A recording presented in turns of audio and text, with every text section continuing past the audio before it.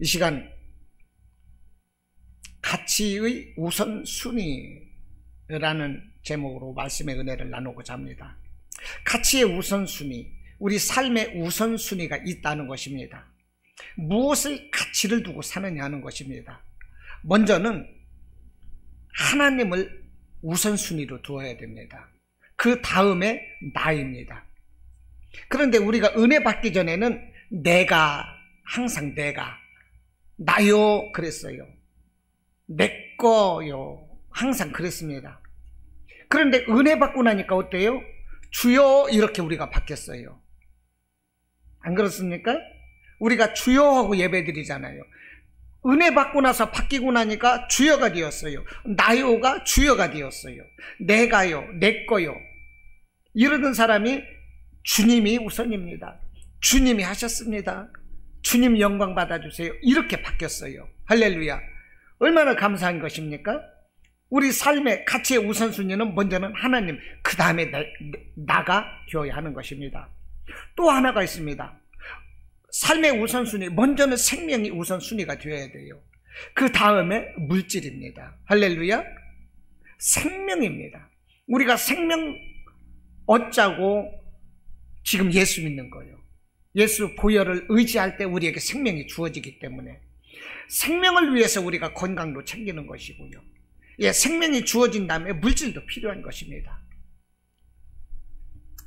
오늘 본문의 말씀은 13절에서 15절까지 탐심에 대해서 경계하는 말씀이고요. 이 탐심에 대해서 이것을 이제 설명해 주시기 위해서 16절부터 21절까지는 한 어리석은 부자의 비유를 들어서 우리 예수님께서 이제 말씀을 하시는데, 13절에서 어떤 사람이 예수님에게 나왔어요. 예수님, 이제 말하기를, 내 형을 명해서 유산을 나와 나누게 해주세요. 이렇게 말을 하고 있거든요. 그런데 모세의 율법에 의하면 부모의 재산을 상속받을 때 장자에게는 3분의 2를 갖도록 이렇게 규정이 되어 있고요. 그 동생에게는 3분의 1을 갖도록 이렇게 규정이 되어 있습니다. 그런데 형이 그와 같은 모세의 율법에서 어긋나는 아무튼 자기가 다 가지려고 했거나 이런 문제가 있었던가 봅니다. 그러다 보니까 예수님께서 14절에서 이 사람아, 누가 나를 너희의 재판장이나 물건 나누는 자로 세웠느냐? 이렇게 말씀을 하시면서 예수님이 거절하시는 거예요. 예수님은 세상의 분쟁을 해결하는 재판관이 아니다는 것입니다. 그래서 관여하기를 예수님은 거부하세요. 여러분, 예수님은요, 세상의 중재자가 아니에요. 믿음으로 우리에게 생명을 주시는 생명의 주관자인 것입니다. 그런데 우리 보통 사람들이 어때요? 예수님을 만능으로 알아요. 물론 예수님은 전지전능하신 하나님이시죠. 그렇기 때문에 만능이지만 그 소소한 거 하나까지도 예수님이 이것도 해주시고 저것도 해주시고 이러는 것이 아니다 이 말입니다. 예수님은 우리에게 소소한 것을 해결할 수 있는 지혜도 주시고 분별력도 주셨어요. 그때그때. 할렐루야. 그러므로 우리가 예수님께 구하는 것은 뭐가 되어야 되겠습니까? 어떻게 하면 하나님께 영광 돌려드릴 수 있을까? 이런 기도가 우리에게 필요한 거예요. 궁극적으로 어떻게 하면 우리가 생명을 구할 수 있을까? 어떻게 하면 하나님 나라를 확장할 수 있을까? 내게 맡겨주신 사명과 그 헌신함에 있어서 어떻게 충성할 수 있을까? 이런 것을 우리가 궁극적으로 생각하고 예수님께 구할 때 예수님은 더 기뻐하신다. 이것을 알아야 됩니다. 자, 예수님께서는 이렇게 나의 형에게 명하셔서 재산을 나와 나누게 해 주십시오. 이렇게 이제 어떤 사람이 말할 때 그것을 거절하시면서 15절에서 탐심을 물리쳐라 이 말씀을 하시는 것입니다. 왜냐? 너희들이 지금 재산을 나누고 이와 같은 일이 무엇이냐? 다 탐심에서 비롯된 것이 아니겠느냐? 예수님은 그 말씀을 하시는 것입니다. 탐심을 물리쳐라. 사람의 생명이 재산에 달려있는 것이 아니다. 사람의 생명이 그 소유의 넉넉한 데 있지 아니한 것이다. 예수님께서는 15절로 이렇게 말씀을 하고 있습니다. 예수님이 지금 하시는 말씀이 무엇입니까? 탐심을 물리쳐라, 이 말씀을 하시는 거예요. 이 탐심을 이제 다른 말로 말하면 이제 욕심이라고 말할 수가 있을 것인데요, 우리가 욕심을 버려야 합니다. 야고보서 1장 14절로 15절에서 오직 각 사람이 시험받는 것은 자기 욕심에 끌려 미혹됨이니 욕심이 잉태한 즉 죄를 낳고 죄가 장성한 즉 사망을 낳는디라 그랬어요. 여러분, 사람이 마음에 욕심이 생기다 보면요, 평안이 없어져요. 그 욕심나는 것을 어떻게 내가 챙길 수 있을까? 내 것 만들 수 있을까? 예. 그러다 보니까요, 무리수를 두게 되는 거예요. 이 욕심 때문에. 그래서 그 욕심나는 것을 챙기고 내 것 만들기 위해서 죄를 지켜야 돼요. 그 죄로 인해서 사람이 사망을 낳는다, 이렇게 말을 하는 거예요. 욕심 때문에 범죄자들이 죄를 짓는 거거든요. 욕심 때문에. 조도순이가 그 정욕 때문에 죄를 짓는 거 아니겠어요? 예, 살인 강도들이 다 욕심 때문에 죄를 짓는 거예요. 그리고 결국은 어떻게 됩니까? 심판을 받잖아요. 다 욕심인 것입니다. 성경에서 보면 아담도 욕심이 생겼어요. 하나님께서는 모든 것을 다 누리되 동산 중앙에 있는 선악과는 먹지 말라고 하셨는데 욕심이 생겼어요. 나도 하나님처럼 눈이 밝아지고 하나님처럼 지혜를 얻고 먹어도 죽지 않는다고 말을 하니까 하나님과 같이 되고자 하는 그 욕심이 생겨서 선악과를 먹었습니다. 그래서 아담이 죄를 짓고 그 아담의 죄로 인해서 모든 인류에게 죽음이 온 것입니다. 여러분들 믿으십니까? 아담이 죄를 져서 그런 거예요. 욕심 때문에 죄를 진 것입니다. 아브라함의 조카 이 롯이 아브라함과 함께 살 때에 이제 아브라함에게도 가축이 많고 롯에게도 가축이 많았는데 이 좁은 지역에서 서로가 이 가축을 키우다 보니까 너무나도 어려운 거예요. 아브라함 가축과 롯의 가축이 서로가 땅 차지를 하기 위해서 그 종들이 다툼이 일어났어요. 그래서 아브라함이 그랬습니다. 야, 우리가 서로가 혈육인데 나의 종이나 너의 종이나 서로가 우리 가축을 키우기 위해서 싸워서야 되겠느냐? 그러니까 너는 나를 떠나라. 네가 우하면 나는 좌하고 네가 좌하면 나는 우하고. 그러면서 이 조카 롯에게 먼저 선택권을 주었어요. 그런데 조카 롯은요, 땅을 선택하면서 하나님께 기도하지 않았어요. 하나님 말씀에 이것이 무엇이 옳은가 그런가 이것을 생각하지 않았어요. 하나님이 어떻게 하시면 인도하실까 이것을 생각하지 않고 눈에 보이기에 좋아 보이는 그저 물된 동산 같고 이런 곳을 선택을 했는데 그곳이 곧 소돔성이었다는 것입니다. 그런데 소돔성은 수천 년 전에 그 시대에도요, 동성애자들이 만연한 정말로 성적으로 타락한 지역이었어요. 그래서 롯이 그곳을 선택하다 보니까 나중에 하나님께서 그곳을 유황불로 심판을 할 때 이 롯은 그 아내와 더불어서 모든 재산이 다 불타고 멸망해버리고 말았다는 거예요. 롯이 왜 그렇게 멸망당했습니까? 그 아내가 왜 죽었어요? 자기 욕심에서 비롯된 것입니다. 욕심을 내지 말아야 돼요. 우리는 무엇을 하든지 무엇을 선택하든지 간에 하나님의 말씀을 먼저 생각해야 됩니다. 하나님, 내가 이것을 하고자 하는데 하나님 괜찮을까요? 어떻게 해야 될까요? 무엇이 하나님 기뻐하시는 방법일까요? 우리는 항상 이것을 하나님께 물어야 돼요. 욕심을 내려놓으시기 바랍니다. 내가 욕심 때문에 나의 인격을 갉아먹어요. 정말로 욕심만 아니면 어디서 그 사람이 인격자다, 덕 있는 사람이다, 그런 명예를 얻을 수가 있어요.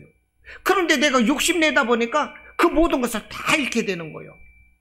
사람들이 나를 좋은 사람으로 봤는데 두고 보니까 저 사람 치고 보니까 그거 아니네. 야, 욕심쟁이네.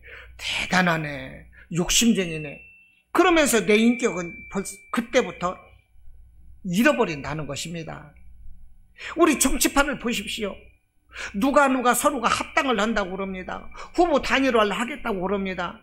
그런데 욕심이 생기다 보면 자기 마음에 안 맞아버리면 또 탈당을 하고 또 헤어져 버리고, 이 정치사에서 계속적으로 반복이 되지 않습니까? 후보들이 왜 그럴까요?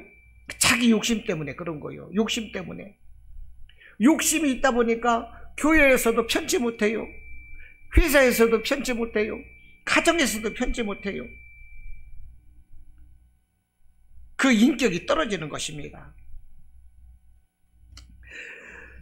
그리고 세상 욕심 때문에 하나님의 말씀이 내 안에 들어오질 못해요. 하나님의 말씀이 내 안에서 결실되어야 되는데 내가 세상적인 욕심에 꽉 차 있다 보니까 세상 욕심이 막혀서 하나님의 말씀이 내 안에 들어오질 못해요. 말씀이 들어와야 내가 성령의 사람이 되고 성령을 받는데 말씀이 못 들어오니까 내가 성령의 사람이 못 돼요. 하나님의 영성을 잃어버리는 것입니다.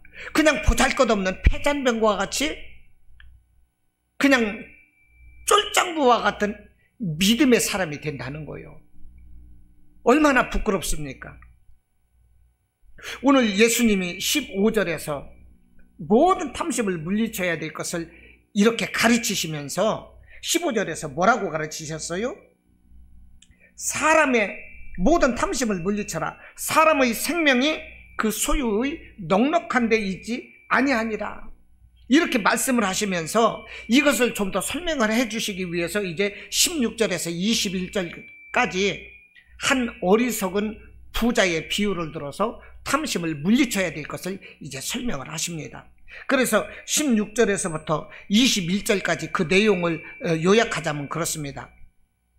한 부자가 농사를 지었는데 풍년이 들었어요. 풍년이 들다 보니까 밭에 소출이 아주 풍성했습니다. 부자는 너무나도 행복했어요. 너무나도 풍년 들고 너무나도 곡식이 많아서 그래서 행복한 상상을 하는 것입니다. 이 곡식을 아들도 주고 딸도 주고 얼마는 팔아서 미쓰리하고 커피도 한 잔 먹으면서 막걸리 한 잔도 마시면서 인생 즐겁게 살아야지. 뭐 인생 뭐 있나? 그냥 주어지는 대로 즐겁게 살면 그냥 행복한 인생 되는 거지. 이렇게 생각을 하는 거예요. 너무나도 기뻤어요. 그런데 워낙 풍년이 들고 소출이 풍성하다 보니까 아들, 딸 나눠주고 커피 한잔 하면서 막걸리 한잔 하면서 내가 하고 싶은 거 하면서 써도 쌓아둘 곳이 없이 남게 되었더라 하는 것입니다. 얼마나 소출이 풍성했던지 써도 남아요. 그래서 이것을 어떻게 할까 생각을 하다가 이렇게 하자. 지금 있는 곳간을 헐어버리고 더 크게 짓자. 그리고 여러 해 쓸 그 곡식을 차곡차곡 쌓아놓고 그것을 꺼내 쓰면서 내가 편안하게 살아야 되겠다. 이 생각을 하니 너무나도 행복한 것입니다. 너무나 행복해서 막 잠도 안 와. 이때 하나님께서 말씀을 하시는 거예요. 20절에서 하나님께서 말씀을 하시는 것입니다. 20절 우리 함께 읽어볼까요? 20절 읽겠습니다. 시작. 하나님은 이르시되 어리석은 자여 오늘 밤에 네 영혼을 도로 찾으리니 그러면 네 준비한 것이 누구의 것이 되겠느냐 하셨으니. 아멘. 보십시오. 어리석은 자여. 하나님이 그러시는 거예요. 어리석은 자여 오늘 밤에 네 영혼을 도로 찾으리니 그러면 네 준비한 것이 누구의 것이 되겠느냐. 여러분 끔찍하지 않습니까? 행복한 상상에 젖어 있는데 어리석은 자여 오늘 밤에 네 영혼을 내가 도로 찾으면 그러면 이 모든 것이 누구의 것이 되겠느냐. 이 말씀을 하시는 거예요. 여러분 이 말씀을 우리 깊이 알아들어야 되는 것입니다. 제가 묻겠습니다. 오늘 밤에 네 영혼을 도로 찾으리니 그러면 네 준비한 것이 누구의 것이 되겠느냐. 여러분 누구의 것이 되겠습니까? 내 것이 못 되는 건 사실이요. 그렇지요? 죽 써서 개 주는 거예요. 그때는 죽 써서 개 주는 거야. 정말이지. 여러분 하나님이 함께 하시지 않으시면 다 날아갑니다. 하나님이 함께 하시지 않으면 다 날아가요. 우리가 하나님이 은혜를 주실 때 깨닫고 순종하는 그 믿음의 삶을 살 때 그것이 복이 되고 하나님의 풍성한 은혜가 더해지는 것입니다. 나의 곳간에는 풍성하게 쌓는 은혜가 있을 수가 있어요. 그러나 내가 말씀을 깨달았으면서도 불순종하는 그런 삶을 살게 될 때 하나님은 가차없이 빼앗아 버린다는 거예요. 하나님은 가차없이 빼앗아 버리는 거예요. 하나님이 그냥 후 하고 불어버리시면 다 날아가요. 어떻게 날아갈까요? 남들에게 쏟고 사기를 당하고 내가 하는 모든 일이 다 실패가 되고 몸에 병들어서 약값으로 줄줄줄줄 새나가고 자식들한테 새나가고 가정에 새나가는 구멍이 줄줄줄 뚫리는 거예요. 여러분, 이것이 바로 하나님이 부르시는 거예요. 그러면 어떻게 되겠어요? 우리는 눈물 젖은 빵을 먹어야 되는 것입니다. 이와 같은 불행이 없으시기를 바랍니다. 정말로 우리가 수고하고 거둔 대로 우리는 다 거두어야 돼요. 우리가 노력한 대로 거두어야 돼요. 이때가 언제입니까? 하나님 말씀에 순종하고 하나님의 뜻대로 살 때, 예배의 삶을 살 때, 그러면 하나님께서 우리에게 놀라운 복을 주시는 것입니다. 그런데 20절에서 뭐라고 그래요? 어리석은 자여 오늘 밤에 네 영혼을 도로 찾으리니, 누구에게 주시는 말씀입니까? 하나님 없이 자기 힘으로 하려고 하는 사람, 자기만 욕심내는 사람, 하나님을 외면하고 자기 뜻대로 살아가는 사람, 이런 사람들에게는 하나님이 그 준비한 것을 다 찾아가 버리시는 것입니다. 성경에 보면 달란트 비유가 있어요. 여러분들 달란트 비유 잘 아시죠? 예. 주인에게 이제 한 주인이 그 지역을 떠나면서 종들에게 달란트를 주고 떠납니다. 그래서 한 사람에게는 5달란트를 맡겼고, 또 한 사람에게는 2달란트를 맡기고, 또 한 사람에게는 1달란트를 맡겼어요. 그런데 주인이 돌아올 때까지 5달란트 받았던 종은 그것으로 장사를 해서 5달란트를 남겼고, 2달란트 받았던 종은 또 그것으로 장사를 해서 2달란트 또 이윤을 남겼어요. 예. 그런데 1달란트 받은 사람은 하나도 남기질 못했어요. 이때 주인이 돌아왔습니다. 주인이 칭찬을 하는 것입니다. 5달란트 받은 사람이 5달란트 남긴 사람에게 착하고 충성된 종아, 칭찬을 하면서 그가 남긴 5달란트를 그에게 더 주셨어요. 2달란트 받아서 2달란트 남긴 자에게도 또 주인이 칭찬을 하시는 것입니다. 착하고 충성된 종아, 네가 작은 일에 충성하였으니 내가 네게 또 많은 것을 맡기리라. 그러면서 그가 이윤으로 남긴 2달란트를 또 주었어요. 그러니까 이 성경의 성경의 기준이 뭐냐? 있는 자에게는 더해주는 것이 성경법인 것입니다. 있는 자에게 더 풍성한 은혜를 주시는 것이 하나님의 방법이고 법칙인 거예요. 할렐루야. 여러분, 우리가 열심히 노력하고 하나님 말씀 안에서 순종하고 그런 삶을 살지 않습니까? 그러면 그 사람은 더 받아요. 막 있는 것이 더하게 돼요. 그러나 뺀질거리고 불순종하면 있는 것마저도 빼앗기는 거예요. 그래서 이 1달란트 받은 사람은 하나도 남기질 못했거든요. 그래서 1달란트 받은 사람에게 있는 그 1달란트를 빼앗아 버리고 5달란트 있는 사람에게 더 주는 거예요. 이게 하나님인 거예요. 그러면서 1달란트 받은 자에게는 밖으로 내치라고 말씀을 하셨어요. 여러분, 하나님이 우리를 축복하실 때 그 하나님께 우리가 아멘으로 나가서 순종하는 삶, 이것이 바로 지혜로운 자고 하나님께 복을 받는 자다 하는 것입니다. 여러분, 우리는 하나님을 기쁘게 하는 삶을 살아야지 하나님께서 진노하게 하시는 그런 삶을 살아서는 안 되는 것입니다. 할렐루야. 하나님을 기쁘시게 하기를 바랍니다. 나의 삶, 나의 이런 것을 통해서 하나님이 진노하게 하지 마세요. 내게 복이 안 됩니다. 저주가 됩니다.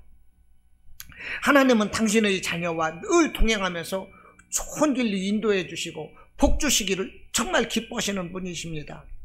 그런데 이 하나님의 뜻을 알만한 사람이 모르면 하나님이 이해하실 수도 있지만 하나님의 뜻을 알만한 사람이 그 하나님의 보호와 인도하심을 거부하고 불순종하는 삶을 살 때 정말로 그 인생을 불어버리신다는 것입니다.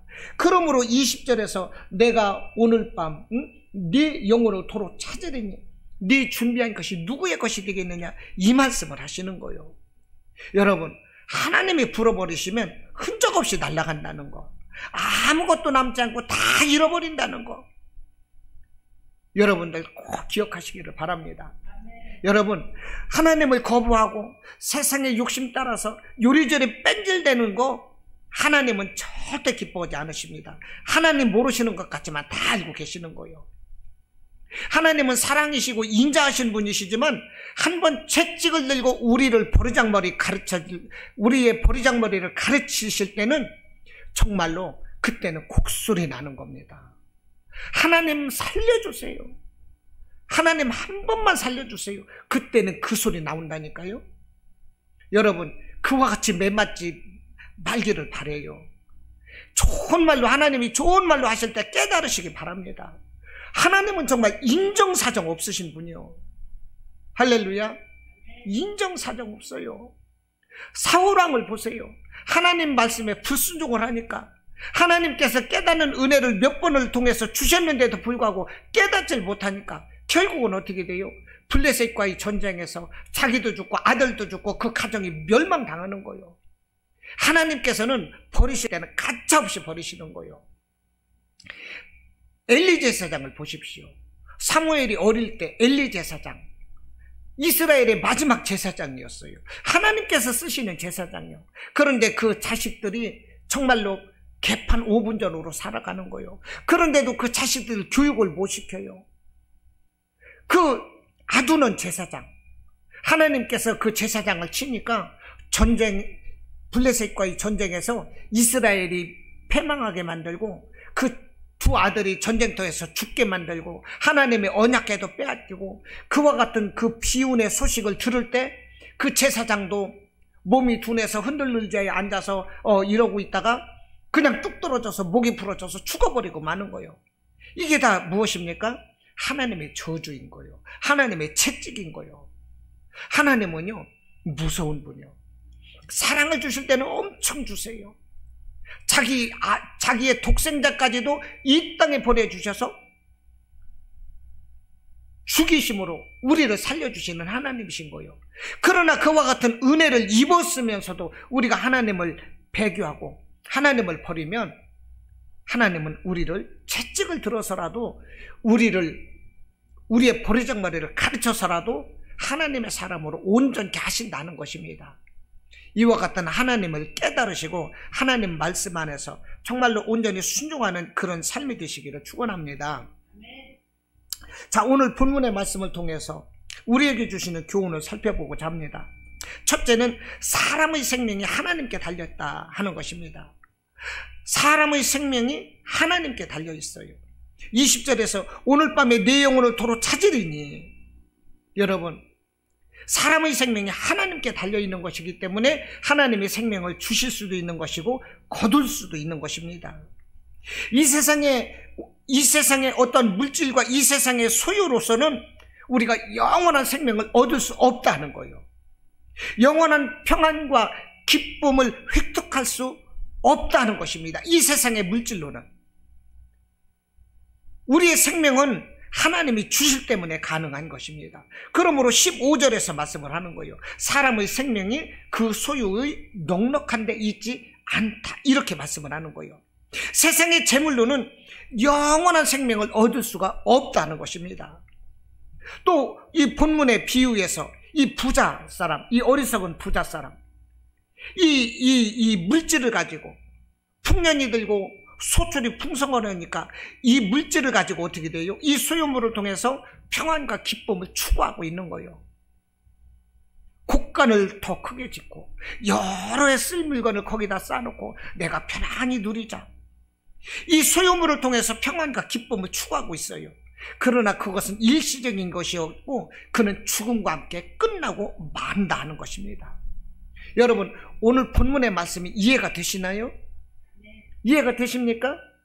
이 세상의 소유물을 통해서 평안과 기쁨을 추구하고 있어요. 그러나 그는 죽음으로 끝나고 마는 거예요. 우리에게 생명을 주시는 분은 오직 하나님이십니다. 그분이 당신의 독생자까지도 아끼지 아니하시고 우리를 위하여, 나를 위하여 내주셨어요. 그 하나님께 나아갈 때, 그 예수님께 나아갈 때 우리가 생명을 얻는 것입니다. 할렐루야. 네. 여러분, 히브리서 9장 27절에서 보니까 한 번 죽는 것은 사람에게 정해진 것이요 그 후에는 심판이 있으리라, 이렇게 말씀을 해요. 우리는 하나님 앞에서 어떻게 살았는지에 따라서 반드시 심판받게 됩니다. 우리가 심은 대로 거두는 거예요. 믿음으로 심고 그러면 영원한 생명을 얻고 더불어서 우리에게 필요한 모든 물질까지도 주시지만, 우리가 믿음을 떠나서 불신앙으로 살게 되면 그때는 심판을 받게 되는데, 죽음의 심판을 받게 됩니다. 죽음의 심판이요 지옥의 심판을 우리가 받게 되는 것입니다. 어느 목사님이 지옥에 대해서 이 설교를 했더니 지옥 같은 설교는 듣기 싫다고 항의하더랍니다. 실제로 많은 목사님들이 지옥 설교를 덜 하는 것이 사실입니다. 현실적인 문제를 설교합니다. 뭐 경제가 어떻고 우리가 뭐 이런 이 설교를 목사님들이 많이 한다는 거예요. 그러나 이 설교는 사실 잘못된 것입니다. 우리에게 필요한 것은 생명인 거예요. 우리에게 반드시 심판이 있다는 것을 우리가 알아야 됩니다. 이런 설교를 해야 되는 것입니다. 예수님께서 분명히 말씀을 하셨어요. 몸은 죽여도 영혼은 능히 죽이지 못하는 자들을 두려워하지 말고 오직 몸과 영혼을 능히 지옥에 멸하실 수 있는 이를 두려워하라. 마태복음 10장 28절로 우리 예수님은 분명하게 지옥을 지금 말씀을 하시는 것입니다. 여러분, 우리에게 죽음이 반드시 있는 것처럼 하나님의 심판과 지옥이 반드시 있다는 것을 깨달으시기를 바랍니다. 하나님의 심판과 지옥이 있다는 것을 깨달으면 그 사람은 잘못 살지 않아요. 왜 잘못 사는 것입니까? 심판을 모르기 때문에, 지옥이 있는 것을 깨닫지 못하기 때문에 불신앙으로 사는 것입니다. 아까도 말씀드렸지만 소돔성에서 그 소돔성이 유황불로 심판당할 때 그 롯의 두 사위들은요, 이곳이 불로 심판하실 것이라는 그것을 그 장인이 말씀을 하는데 농담으로 여겼답니다. 농담으로. 지금 하나님의 천사가 오셔가지고 이곳을 불로 심판하려고 하신다. 그러니 우리는 빨리 이곳을 떠나자. 이렇게 장인 롯이 말을 하는데 사위들이 농담으로 여겼대요. 농담으로 들을 말이 따로 있지. 어떻게 하나님의 말씀을 농담으로 듣습니까? 그 결과 어떻게 되었어요? 그 두 사위는 불로 타 죽고 말았어요. 여러분, 오늘날도 심판이나 지옥 이야기를 하면 그냥 웃기는, 농담으로 여기는 사람들이 너무나도 많아요. 그러나 사람은 죽음과 심판을 반드시 알아야 하는 것이고 기억해야 하는 것입니다. 심각하게 알아들어야 돼요. 우리에게 죄의 문제가 해결되지 못하면 우리는 영원한 불지옥 속에 던져져서 거기에서 슬피 울고 이를 갈면서 끝없는 고통을 당하게 되는 것입니다. 그러나 우리가 예수님을 잘 믿고 죄 사함 받게 되면 어떻게 돼요? 의롭다 인정받고 영원한 천국에서 영생 복락을 누리게 되는 것입니다. 그러므로 요한복음 6장 40절, 내 아버지의 뜻은, 우리 예수님의 말씀인 거예요. 내 아버지의 뜻은 아들을 보고 믿는 자마다 영생을 얻는 이것이니 마지막 날에 심판 때에 내가 나를 믿는 모든 자들을 내가 살릴 것이다. 이 말씀을 하시는 것입니다. 또 요한복음 3장 17절로 18절 말씀을 하기를, 하나님이 그 아들을 세상에 보내신 것은 세상을 심판하려 하심이 아니요 그로 말미암아 세상을 구원받게 하려 하심이라. 그를 믿는 자는 심판을 받지 아니하는 것이요 믿지 아니하는 자는 하나님의 독생자의 이름을 믿지 아니함으로 벌써 심판을 받은 것이니라. 이렇게 말씀을 하는 거예요. 우리가 믿음으로 구원받아요. 그런데 믿지 않는 사람은요, 믿지 않는 그 순간 벌써 심판을 받는 것입니다. 왜냐하면 믿지 않음으로 인하여 하나님의 생명이 우리와 멀리 있는 거거든요. 믿지 않는 자는 벌써 심판을 받는 거예요. 우리는 예수님을 믿어야 됩니다. 그러므로 복음서의 결론이 무엇입니까? 너희는 복음을 전파라는 것입니다. 천하만국의 복음을 전파라는 거예요. 예수님의 마지막 유언과 같은 말씀은 복음을 전파하라 하는 말씀이라는 것입니다. 누가복음 16장에서 보니까 거지 나사로와 부자의 이야기가 나옵니다. 여러분들 다 아시는 말씀인데요. 그런데 이 거지의 이름은 나사로라고 분명히 이름이 나와요. 그런데 그 고운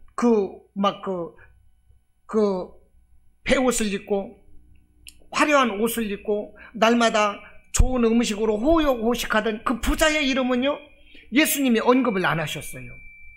부자의 이름을 모르시는 것일까요?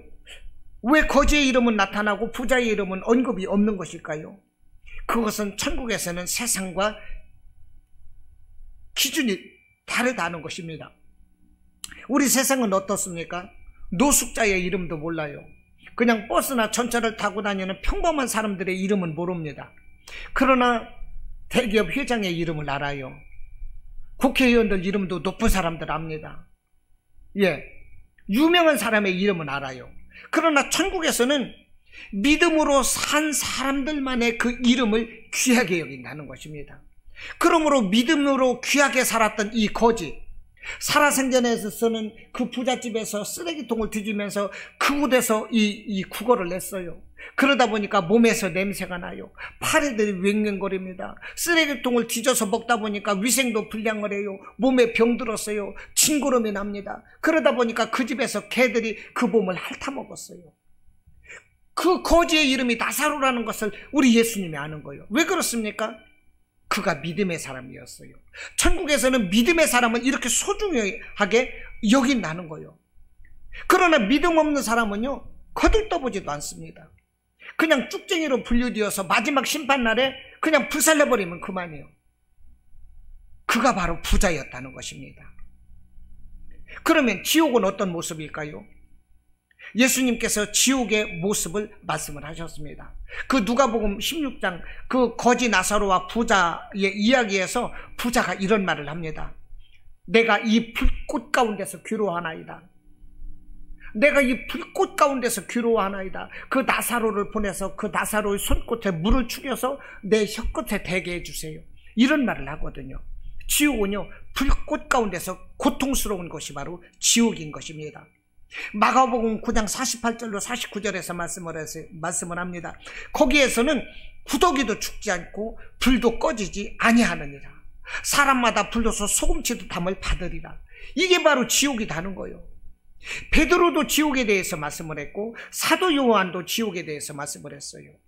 사도 요한이 누구든지 생명책에 기록되지 못한 자는 불못에 던져지리라 그랬습니다. 사도 바울도 지옥에 대해서 말을 했습니다.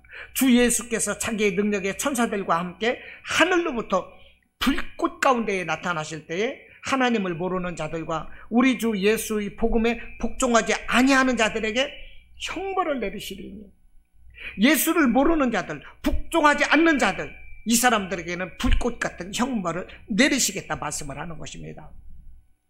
그래서 지옥에서 건져내는 것이 곧 복음이라는 거예요. 이 복음을 들고 온 천하에 다니면서 복음을 전하라는 것입니다. 그래서 사도 바울은 말합니다. 나는 복음의 빚진 자라. 내가 하나님께 부르심을 받고 구원을 받은 것은 내가 복음의 빚진 자로서 나에게 복음을 전하라고 하나님은 나를 구원하셨다, 이 말씀을 하는 거예요. 내가 복음을 부끄러워하지 아니하노니 이 복음은 모든 믿는 자에게 구원을 주시는 하나님의 능력이라. 이게 사도 바울의 고백이라니까요. 그러면서 너는 말씀을 전파하라. 때를 얻든지 못 얻든지 항상 힘쓰라. 사도 바울의 말씀인 거예요. 때를 얻든지 못 얻든지. 이게 무슨 말씀입니까? 나는 오늘 이래서 안 되고 이래서 안 되고 이래서 못하고 저래서 못하고 이런 핑계 대지 말라는 거예요. 때를 얻든지 못 얻든지 복음에 힘쓰라 하는 것입니다. 할렐루야. 우리는 복음 안에서 천국 가는 사람들이 되어야 되는 것입니다. 천국에 갈 때 우리가 천국 생명을 얻을 수가 있어요. 영원한 생명을 누리는 것입니다. 둘째, 물질의 복도 하나님이 주신다는 것입니다. 오늘 본문에서 주시는 교훈이 뭐냐? 생명이 하나님께로부터 오는 것이고 물질의 복도 하나님이 주시는 것이다 하는 것입니다. 20절 말씀, 어리석은 자여 오늘 밤에 네 영혼을 도로 찾으리니 그러면 네 준비한 것이 누구의 것이 되겠느냐. 이 말씀이 교훈하는 것은 물질도 하나님이 주시고 지켜주실 때 내 것이 될 수 있다는 거예요. 하나님이 그냥 거두어 가시면 그게 누구 것이 되겠습니까? 그냥 죽 써서 개주는 거잖아요. 생명도 하나님이 주실 때 내가 영원한 생명을 얻는 것이고, 여러분 물질도 하나님이 주실 때, 지켜주실 때 내 것이 된다는 거예요. 내가 말씀 안에서 순종하는 삶을 살아갈 때에 하나님은 영원한 생명과 더불어서 내가 세상에서 필요한 모든 것들을 더불어 주신다는 것입니다. 할렐루야. 이게 하나님이신 거예요. 하나님은 이와 같은 하나님이십니다. 15절에서 사람의 생명이 그 소유의 넉넉한 데 있지 아니하시다. 이 말씀은 먼저 하나님과의 관계가 소통될 때에 우리에게 생명이 있고 더불어 삶에 넉넉한 은혜가 있는 것이다. 이것을 에둘러서 지금 우리에게 말씀을 하는 것이다 하는 것입니다. 여러분들 깨달으시기를 바라요. 솔로몬이가 하나님께 1000번제를 드렸습니다. 1000번의 제사를 드렸다는 거예요. 1000번의 제사. 예, 1000번의 제사가 아니라 정확하게는 1000개의 제물을 하나님께 동시에 드렸습니다. 1000개의 제물을. 그때 하나님께서 감동을 하시고 사무엘의 꿈속에서 나타나셨습니다. 그러면서 솔로몬아, 사무엘이가 아니라 찾았네. 가끔 제가 이래요. 솔로몬이가 하나님께 1000번제를 드렸습니다. 다시 말해야죠. 솔로몬이가, 다윗의 아들 솔로몬이가 왕이 되고 나서 1000번제를 드렸어요. 1000번제를 드렸다는 것은 1000번의 제사를 드렸다는 것이 아니라 1000개의 제물을 하나님께 드렸다는 것입니다. 하나님이 감동을 드렸어요. 1000개의 제물을 번제로 드렸으니까 하나님이 감동을 하시고 꿈에 나타났어요. 솔로몬아, 내가 너에게 무엇을 해주기를 원하느냐 이렇게 물으시니까 솔로몬이가 대답하기를, 예, 제가 하나님의 어린 자로서 하나님의 백성을 다스리고 재판할 수 있는 지혜를 주십시오. 이것을 구했다는 거예요. 어린 자가 왕이 되었습니다. 그러니 저에게 지혜를 주십시오. 지혜를 주셔서 하나님의 백성들을 잘 재판하고 다스릴 수 있는 지혜를 주십시오. 솔로몬이가 이것을 구했다는 거예요. 하나님과 이 관계가 제일 먼저라는 거, 하나님께 기쁨이 되는 삶이 가장 먼저라는 것을 솔로몬은 알고 있는 거예요. 하나님과 하나 되는 그런 삶을 솔로몬은 꿈꾸고 있는 것입니다. 그럴 때 하나님은 기뻐하시고 감동하시고 솔로몬이가 구하지 않는 것까지도 주셨어요. 부와 명예와 장수와 재물의 복을 솔로몬에게 주셨다는 것입니다. 여러분, 우리 신앙생활의 우선이 무엇입니까? 우리 삶의 가치가 우선되어야 될 것이 무엇입니까? 하나님이 되어야 되는 것입니다. 할렐루야. 우리 삶의 우선순위는 우리의 생명이 되어야 되는 거예요. 그러므로 신앙생활에 있어서 가치의 우선순위를 바로 알자 하는 것입니다. 먼저는 하나님이십니다. 그러면 생명을 주십니다. 마지막 심판과 지옥을 면하게 해 주십니다. 삶에 필요한 물질의 복도 하나님은 주시는 것입니다. 하나님을 늘 마음에 가장 높은 자리로 모셔드리고 살아가시는 저와 여러분의 삶이 되시기를 주님의 이름으로 축원합니다. 아멘.